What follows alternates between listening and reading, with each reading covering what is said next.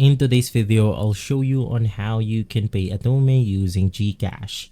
So first things first, you want to head over to your Atome card.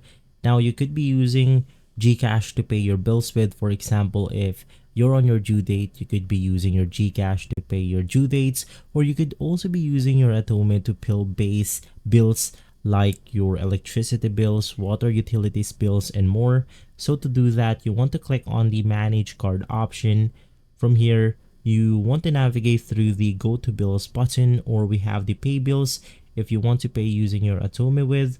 And from there, after getting your monthly bill, you want to click on go to bill.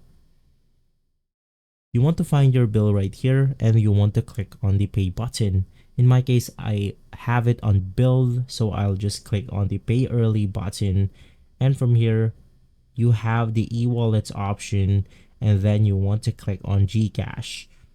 Click on the confirm payment, and basically from here you then want to scan this QR code, and you want to click on the open in GCash button, and from there it will prompt you to enter your GCash pin code, and you will be able to pay using your e-wallet GCash. If this video has been helpful, leave a like, subscribe, and follow Guide to Everything for more videos like this. Thanks for watching.